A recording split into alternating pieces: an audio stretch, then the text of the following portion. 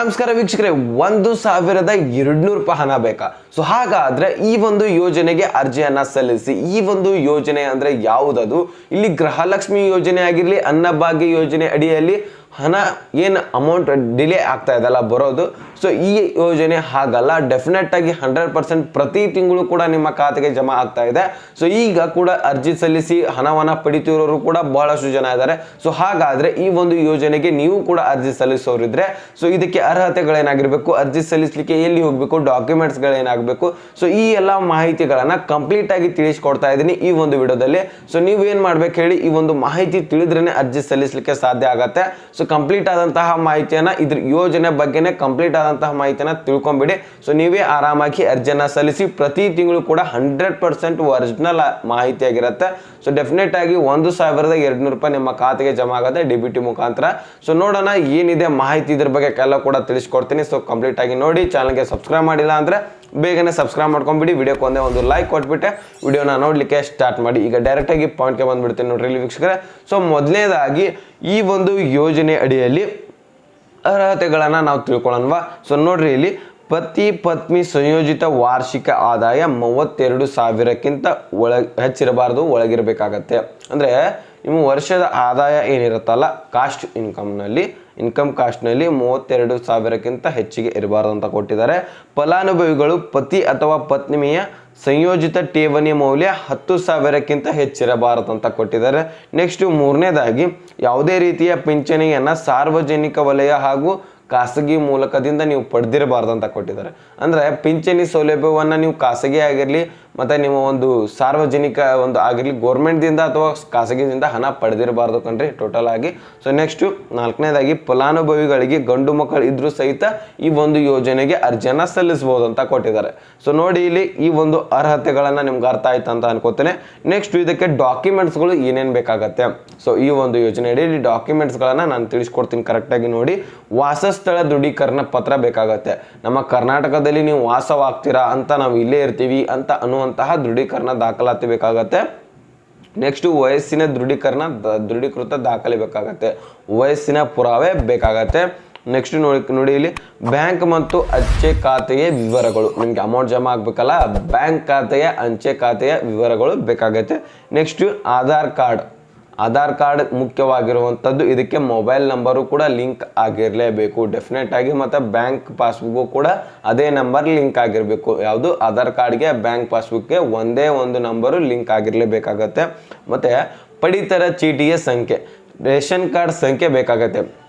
ಅದು BPL ಆಗಿರಲಿ, APL ಆಗಿರಲಿ, ಅಂತ್ಯೋದಯ ಆಗಿರಲಿ, ಯಾವುದೇ ರೇಷನ್ ಕಾರ್ಡ್ ಇದ್ರೂ ಸಹಿತ ನೀವು ಅರ್ಜಿಯನ್ನು ಸಲ್ಲಿಸಬಹುದಾಗಿರುತ್ತೆ. ಆದರೆ ಇಲ್ಲಿ ಅದರ ಸಂಖ್ಯೆ ಬೇಕಾಗುತ್ತೆ. ನಿಮ್ಮ ಹತ್ರ ರೇಷನ್ ಕಾರ್ಡ್ ಇದ್ರೆ ಮಾತ್ರ ಅರ್ಜಿ ಸಲ್ಲಿಸಲಿಕ್ಕೆ ಸಾಧ್ಯ. ಸೊ ಈ ಒಂದು ಯೋಜನೆ ಅಡಿಯಲ್ಲಿ 1,200 ರೂಪಾಯಿ ನೀವು ಹಣವನ್ನು ಪಡಿಬಹುದು. 2,000 ರೂಪಾಯಿ ಅಲ್ಲ, 1,200 ರೂಪಾಯಿ, 1,200 ರೂಪಾಯಿ ಹಣವನ್ನು ಪಡಿಬಹುದಾಗಿರುತ್ತೆ. ಮತ್ತು ಇಲ್ಲಿ ಈ ಒಂದು ಯೋಜನೆಗೆ ಯಾರ್ಯಾರು ಅರ್ಹತೆಯನ್ನು ಹೊಂದಿರ್ತಾರೆ, ಸೊ ಯಾರ್ಯಾರು ಅರ್ಜಿಯನ್ನು ಸಲ್ಲಿಸ್ಬೋದು, ಇದು ಬಹಳ ಮುಖ್ಯವಾಗಿರುವಂಥದ್ದು. ಇಲ್ಲಿ ನೋಡಿ, ಸಣ್ಣ ರೈತರು ಅರ್ಜಿಯನ್ನು ಸಲ್ಲಿಸ್ಬೋದು, ಅತಿ ಸಣ್ಣ ರೈತರು ಕೂಡ ಅರ್ಜಿಯನ್ನು ಸಲ್ಲಿಸ್ಬೋದು. ಇಲ್ಲಿ ಕೃಷಿ ಕಾರ್ಮಿಕರು ಕೂಡ ಅರ್ಜಿಯನ್ನು ಸಲ್ಲಿಸ್ಬೋದು, ನೇಕಾರಕರು ಕೂಡ ಅರ್ಜಿಯನ್ನು ಸಲ್ಲಿಸ್ಬೋದು, ಮೀನುಗಾರಿಕೆಗಾರರು ಕೂಡ ಅರ್ಜಿಯನ್ನು ಸಲ್ಲಿಸ್ಬೋದಾಗಿರುತ್ತೆ.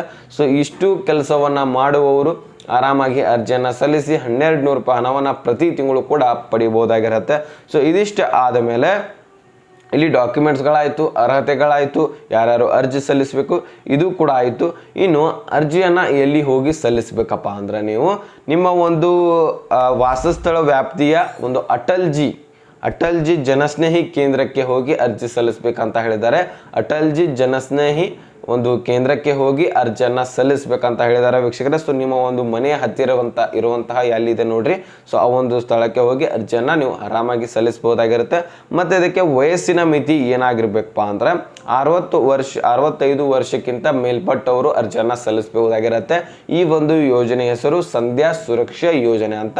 ಈ ಒಂದು ನಿಮ್ಮ ವಿಡಿಯೋ ನೋಡ್ತಾವ್ರು ಹೆಂಗಾಗಿರ್ಬೋದು, ಆದರೆ ನಿಮ್ಮ ಮನೆಯಲ್ಲಿ ಇರ್ತಾರೆ ಯಾರಾದರೂ, ಸೊ ಅವ್ರಿಗೆ ಒಂದು ಅರ್ಜಿ ಸಲ್ಲಿಸಲಿಕ್ಕೆ ಹೇಳಿ. ಅಥವಾ ಪಡಿತರ ಚೀಟಿಯಲ್ಲಿ ಮುಖ್ಯಸ್ಥ ಸ್ಥಾನದಲ್ಲಿ ಆದಷ್ಟು ವಯಸ್ಸಾದವರೇ ಇರ್ತಾರೆ.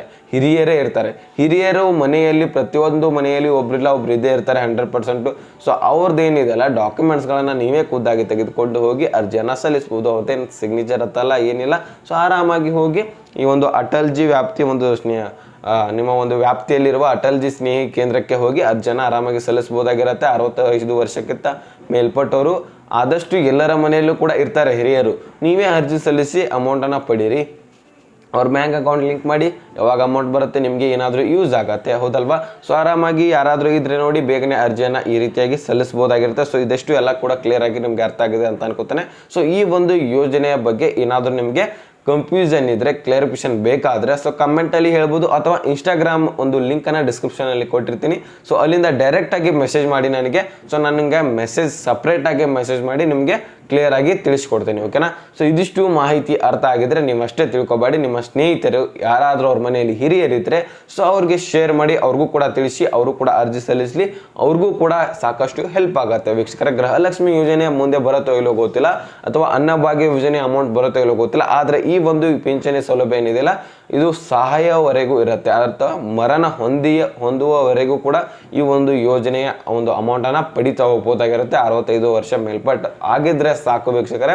ಸೊ ಆರಾಮಾಗಿ ನೀವು 1200 ರೂಪಾಯಿ ಹಣವನ್ನು ಪಡಿಬೋದಾಗಿರುತ್ತೆ. ಸೊ ಆದಷ್ಟು ಬೇಗ ಅರ್ಜಿಯನ್ನು ಸಲ್ಲಿಸಿ, ಆದಷ್ಟು ಬೇಗ ಹಣವನ್ನು ಪಡಿತಾ ಹೋಗಿ. ಏನಾದರೂ ಹೆಲ್ಪ್ ಆಗುತ್ತೆ ವೀಕ್ಷಕರೇ. ಸೊ ಓಕೆ ವೀಕ್ಷಕರ, ಮುಂದಿನ ಮಾಹಿತಿಯನ್ನು ಸಿಗೋಣ. ಸೊ ಅಲ್ಲಿ ತನಕ ಬಾಯ್ ಟೇಕ್ ಕೇರ್ ಫ್ರೆಂಡ್ಸ್.